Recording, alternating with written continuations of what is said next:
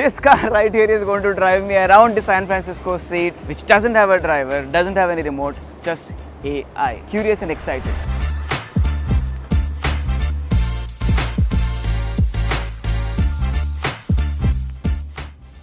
Watching this wheel turn by itself so perfectly without hitting anybody, without breaking any rule, it makes me realize something.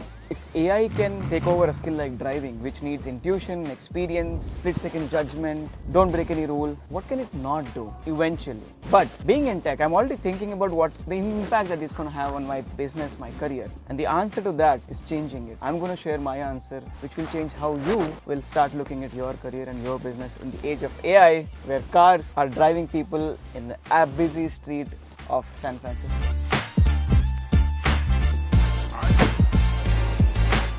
You know, sitting in that Waymo for almost a week or 10 days, it made me realize one thing, that we've crossed all thresholds. Because when you think of a complex skill like driving, it involves so many parameters being processed at the same time, coming across life and death situations and making those decisions in milliseconds, predicting what the next driver or the next person on the road is going to do, and during all of this, constantly learning and improving. And once you see that level of AI capability, you can't unsee it. Because if it can master something as complex as driving, you start thinking, what else can it do? What else is already doing? It's diagnosing cancer better than radiologists. In fact, Google's AI detected breast cancer with 89% accuracy compared to a 73% done by humans. AI is creating music, which people are not able to distinguish between real or AI. Sony's AI made a Beatles-like song, which nobody figured out was made by AI.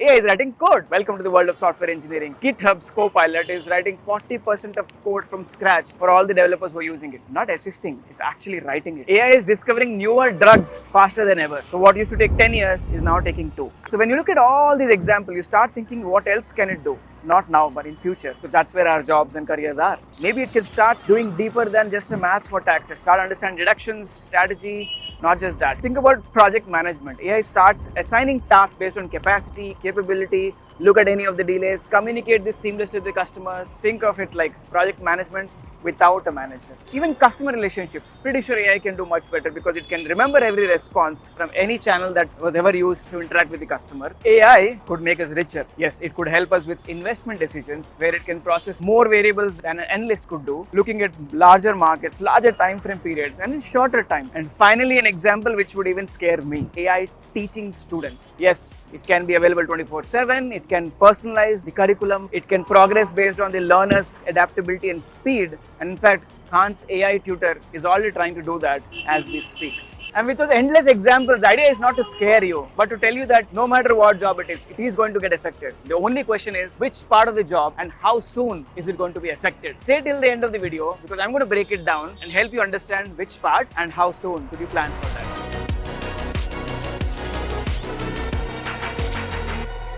But before we talk about how to tackle AI, let me tell you a few downfalls or pitfalls of AI which I encountered during these rides and in general, which generally happen when it encounters situations outside its data and training. You know those constructions, those random ones on the road which just put a board like this or a man with a flag, red flag. There's no signboard. And in these situations, humans would understand perfectly what the intention is. But a Waymo would probably freeze because it's not trained for random human gestures. It just sees it like some movements and it can probably get confused and hence would probably fail in this situation. You see this cover here? Now when it came flying, nobody stopped. Even now, nobody is stopping. Yeah, I know it's on the floor, but even if it would have been flying here, nobody would have stopped. But a Waymo would have misunderstood this as some obstruction, a small child, and it probably would have slammed its brakes for no reason, creating a chaos over here. Because AI sees every movement and tries to take its data and do something. And humans perfectly know to distinguish between a harmful object and a not so harmful object. Understanding the context. This is the biggest one. AI cannot understand the context the way a human can. For example, this guy sitting here in the car, AI cannot understand, is he going to drive away? Is he going to stay parked?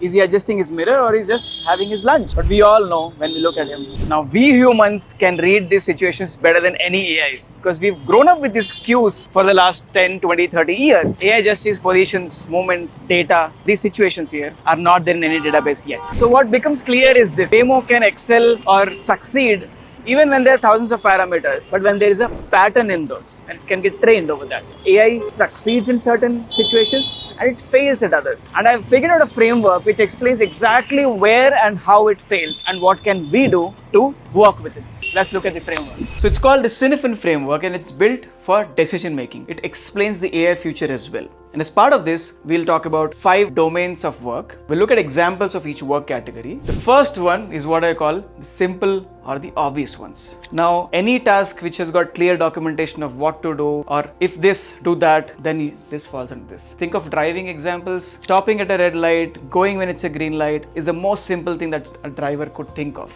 And this is that category. If you think of our own examples, data entries, filling a template-based document would probably be a simple/obvious task. And AI's impact is huge in this category because it is almost taking away these jobs. So if you are in this category, you probably have got 1 or 2 years of time before it takes completely away your job or the task. The next one is what we call as complicated. These are tasks where good practices exist. We know what is the solution, but one needs skill or knowledge to find out the best answer. Think about driving again. It's about finding probably the best route amongst the given data. So it has to apply some knowledge to find out the solution there. Think about other job examples. You can think of preparing tax, filing systems, writing standard code. AI's impact in this is already there. It's already taking away a part of these jobs. But I think in terms of career, we have got about 3 to 5 years of time before they have major disruption in this category of tasks or jobs. The next one is called complex. These are tasks or problem statements for which you don't have direct answers. You only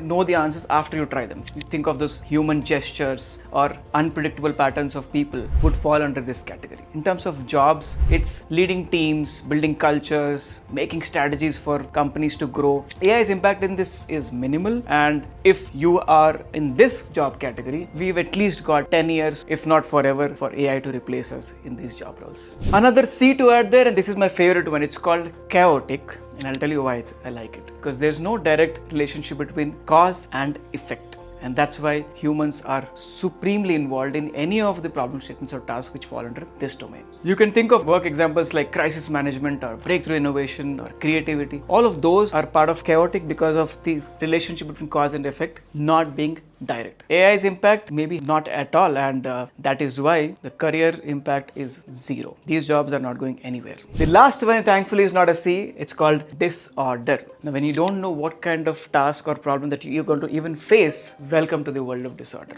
Think of starting a new venture. Any challenge that would come across in that, it needs human to categorize it, and hence AI cannot do that. AI cannot do the categorization. AI cannot solve the ambiguity which this category is bringing. So if your work includes solving ambiguities, figuring out explorations, you are in this category and you're completely safe in terms of your career. Now here's the key career insight based on the framework we studied. AI dominates in all the orderly domains such as simple and complicated, and it is humans who dominate the unordered domains such as complex and chaotic. And it's up to us now to identify our tasks and jobs, which domain do they fall under. What is the impact of AI? How much time do we have in our careers to figure out if there is a need or to change what we do and how we do it? And that will tell us how vulnerable our tasks and our jobs are. And while we all figure out the category, the vulnerability, remember one thing. Don't think AI is taking away our jobs or replacing us. We are trying to figure out how to partner with AI. We are trying to see how do we partner and become efficient and relevant in our future careers. And that's where the next one is introduced, and what I call as Centaur. Centaur is a combination of humans and AI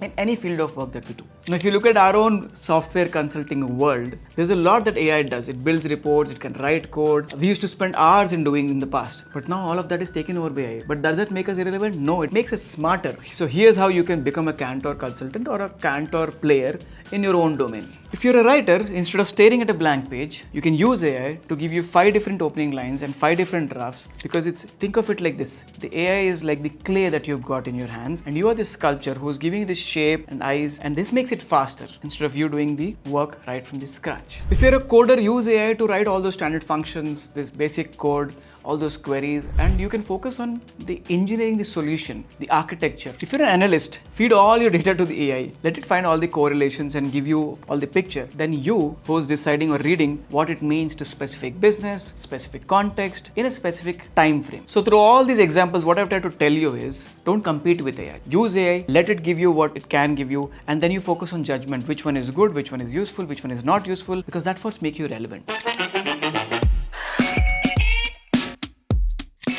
So watching that empty car drive away, three things were crystal clear. One, Waymo can navigate San Francisco perfectly, but it can't decide where to go or why it matters. That's still for humans to figure out. Second, AI can take away all the predictable parts of our job so that humans can focus on what we are good at: creativity, judgment, and creating meaning for everything that we do. And finally, the most important one, we've got about 5 years to position ourselves. Not 50, not next year, but 5 years. And here's an action plan that you can follow to position yourself. Now, here's the plan for the week. Look at what you did the last week. Make a list of all the tasks and categorize them in R, E, J, and C. For all the routine tasks, mark them as R. These are tasks where you didn't need to apply your skills, knowledge, experience. You just followed instructions. You knew what exactly needed to be done and you just followed them. Category E is where you actually apply your experience, knowledge, expertise for tasks to be completed. J is where you probably had to make decisions, use your judgment for any kind of task that you had to finish. And finally, the C is for creativity, where you had to innovate some part, create something which didn't exist. This category is less, but you have to look at where your tasks fit across this R, E, J, and C. If you're 80% R and E, you already know your timeline, 3 to 5 years. Now let's look at what you can do in the next month. Start using AI in your work. Yeah, of course, you would have started ChatGPT, but try to look for specific AI products in your own domain and find out yourself what it can do and cannot do. Find out for yourself and you'll be surprised to see the impact that it can or cannot do in the task that you are doing, because you are your best judge of your task and the involvement of AI in your tasks. For the next quarter, try to pick up a complex project. Say yes to that project which everybody is running away from. It would have probably undefined goals or multiple stakeholders, conflicting goals, let's say. You want to be in that category when AI comes for it, and your decision making and your judgment skills will take your career longer and further. And finally, the plan for the next 365 days is to move one level higher. If you are in the simple category, try to move to complex category. If you are doing data entry work, try to pick up a technical skill. If you're already applying your knowledge and experience, try to get into decision making and move to the chaotic categories, because that is what will make your role and job relevant for longer. At the end of the day, you got 3 choices. First one, ignore AI, hope for the best, and let your jobs go away and become irrelevant. The second one, compete against AI with good chances of losing out. And the third one, my favorite one, my recommended one, and the one which we are pushing through the entire video, is partner with AI and focus on building your human strengths, because that indeed is the winning formula. Future belongs to humans with AI, not without AI. You've got 5 years to decide which side are you going to be on. This is me, Roshan Kotla, signing off. Until you decide which side are you going to be. Bye bye.